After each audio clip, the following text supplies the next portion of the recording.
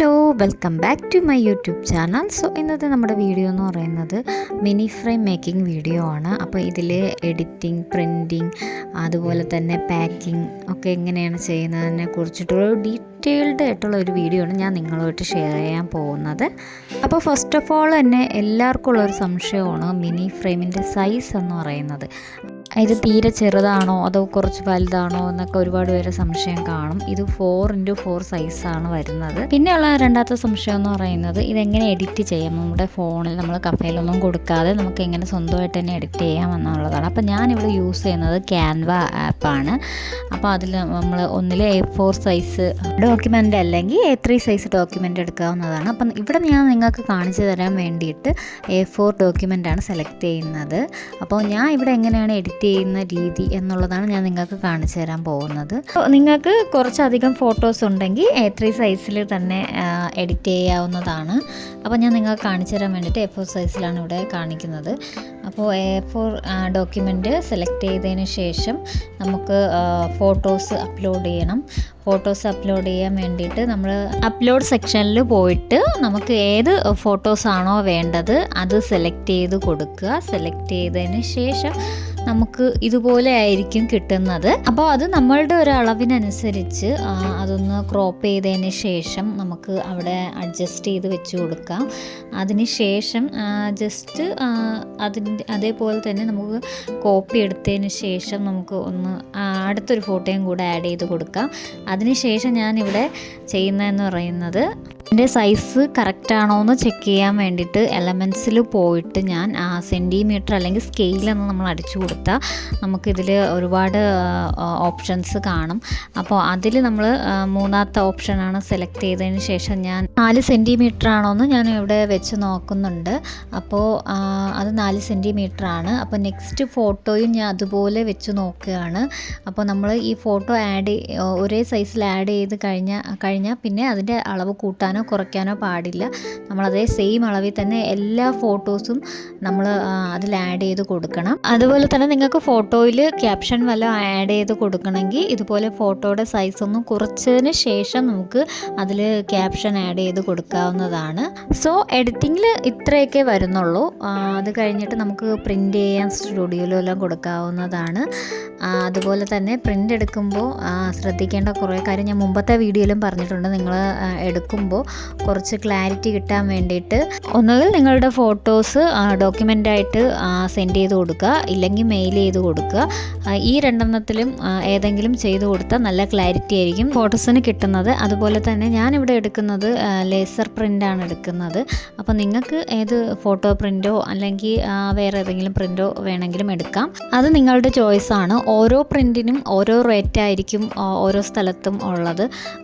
ഓരോ പ്രിൻറ്റിന് ഞാൻ എടുക്കുന്ന പ്രിൻറ്റിന് തന്നെ 80-90 അടുപ്പിച്ചാണ് റേറ്റ് വരുന്നത് തന്നെ. പിന്നെ ഉള്ളതെന്ന് പറയുമ്പോൾ ഫ്രെയിമിൻ്റെ റേറ്റാണ് വരുന്നത്. ഇതിൽ നമുക്ക് ഓരോ ഷോപ്പിലും ഓരോ റേറ്റാണ് നമുക്ക് ഈ ഒരു മിനി ഫ്രെയിമിന് കിട്ടുന്നത്.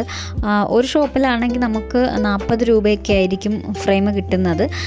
വേറെ ഷോപ്പിലാണെങ്കിൽ 65. ഇപ്പം ഞാൻ സ്ഥിരമായിട്ട് വാങ്ങുന്ന ഷോപ്പിൽ നിന്നാണെങ്കിൽ എനിക്ക് ഒരു ഫ്രെയിമിന് 65 രൂപയായിട്ടാണ് എനിക്ക് കിട്ടുന്നത്.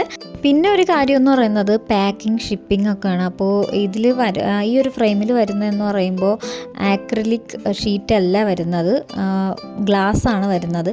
അപ്പോൾ നമ്മളിത് എന്തായാലും നന്നായിട്ട് കസ്റ്റമറുടെ കയ്യിൽ എത്തിക്കാൻ വേണ്ടിയിട്ട് പൊട്ടാത്ത രീതിയിൽ എത്തിക്കാൻ വേണ്ടിയിട്ട് നമ്മൾ നന്നായിട്ട് പാക്ക് ചെയ്ത് തന്നെ വേണം ഇത് കൊറിയർ ചെയ്യാൻ വേണ്ടിയിട്ട്. പിന്നെ ഞാനിവിടെ എങ്ങനെയാണ് പാക്ക് ചെയ്യുന്നുള്ളൊരു ഇതാണ് നിങ്ങളിപ്പോൾ ഇവിടെ കണ്ടുകൊണ്ടിരിക്കുന്നത്.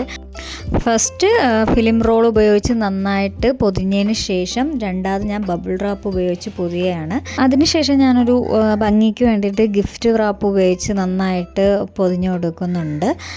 പിന്നെ ഈ ഗിഫ്റ്റ് റാപ്പും എല്ലാം കഴിഞ്ഞതിന് ശേഷം ഞാൻ 2 തെർമോക്കോളിലും മുകളിലും താഴെയിട്ടും വെച്ചതിന് ശേഷം ഞാനിത് ടേപ്പ് യൂസ് ചെയ്ത് നന്നായിട്ട് ഒട്ടിച്ചതിന് ശേഷം ലാസ്റ്റ് നമുക്ക് ഇതിൽ അഡ്രസ്സ് എഴുതി ഒട്ടിക്കാവുന്നതാണ്. പിന്നെ ഒരു കാര്യം എന്ന് പറയുമ്പോൾ ഇത്രയും നന്നായിട്ട് പാക്ക് ചെയ്ത് നമുക്ക് അയക്കുന്നതെന്ന് പറയുന്നത് നമ്മൾ ഇന്ത്യൻ പോസ്റ്റ് വഴിയായിരിക്കും ഈ ഒരു കൊറിയർ അയക്കുന്നത്. അപ്പോൾ ആ അയക്കുന്ന സമയത്ത് നമ്മുടെ ഈ കുഞ്ഞു ബോക്സ് മാത്രമായിരിക്കില്ല, വലിയ വലിയ ബോക്സുകളും ഉണ്ടായിരിക്കും. ചിലപ്പോൾ അവർ ഈ ഒരു ബോക്സും അതിൻ്റെ കൂട്ടത്തായിരിക്കും കൊറിയർ ചെയ്യുന്നത്. അപ്പോൾ ഈ ഒരു നമ്മളുടെ ഈ ഫ്രെയിം അതിൻ്റെ ഇടയിൽപ്പെട്ട് മിക്കവാറും സംഭവിക്കുന്ന ഒരു കാര്യം എന്ന് പറയുമ്പോൾ നമ്മുടെ ഫ്രെയിമിൻ്റെ ഗ്ലാസ് പൊട്ടിപ്പോവുക, അതുപോലെ തന്നെ ഫ്രെയിം പൊട്ടിപ്പോവുക. അങ്ങനെ കസ്റ്റമറിൻ്റെ കയ്യിൽ കിട്ടുമ്പോൾ ഇതൊരു നല്ലൊരു പരുവായിട്ടായിരിക്കും കിട്ടുന്നത്. സോ അങ്ങനെയൊന്നും വരാതിരിക്കാൻ വേണ്ടിയിട്ടാണ് ഇത്രയും നന്നായിട്ട് നമ്മൾ പാക്ക് ചെയ്ത് അയക്കുന്നത്. ഇതിൽ നമുക്ക് ഒരു ലാഭവും ഇല്ലെന്ന് വേണമെങ്കിൽ പറയാം. കാരണം നമുക്ക് 65 രൂപയ്ക്കായിരിക്കും നമുക്ക് ഈ ഒരു ഫ്രെയിം കിട്ടുന്നത്. പിന്നെ അതുപോലെ തന്നെ നമ്മൾ പാക്കിങ്ങിന്, ഷിപ്പിങ്ങിന് ഒന്നും നമ്മൾ അതിൽ നിന്ന് ക്യാഷ് നമുക്ക് ലാഭം കിട്ടുന്നില്ല.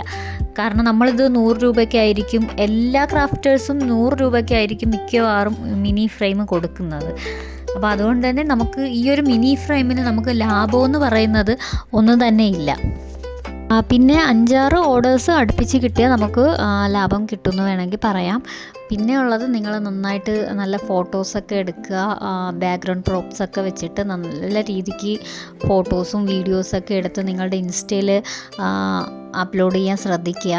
ഓഫർ ഇടുവാണെങ്കിൽ തന്നെ നിങ്ങളുടെ ഫ്രണ്ട്സിനോടും റിലേറ്റീവ്സിനോടും ഷെയർ ചെയ്യാൻ പറയുക. അത് അങ്ങനെ ഷെയർ ചെയ്യുമ്പോൾ തന്നെ നമുക്ക് കുറച്ച് ഓർഡേഴ്സൊക്കെ കിട്ടാൻ നല്ല എളുപ്പമായിരിക്കും.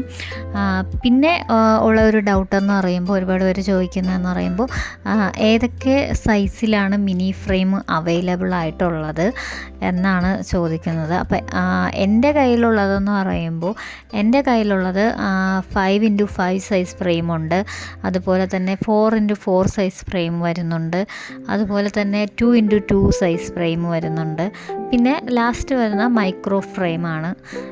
ഇത്രയാണ് ഞാൻ സെയിൽ ചെയ്യുന്ന മിനി ഫ്രെയിംസ് എന്ന് പറയുന്നത്. അപ്പോൾ ഇന്നത്തെ വീഡിയോ ഇത്രയേ ഉള്ളൂ. വീഡിയോ നിങ്ങൾക്ക് യൂസ്ഫുൾ ആയിരിക്കുമെന്ന് ഞാൻ വിചാരിക്കുന്നു. വീഡിയോ നിങ്ങൾക്ക് ഇഷ്ടമായാൽ ലൈക്ക്, കമൻറ്റ്, ഷെയർ, സബ്സ്ക്രൈബ് ചെയ്യാൻ മറക്കല്ലേ. Tata, bye bye, see U.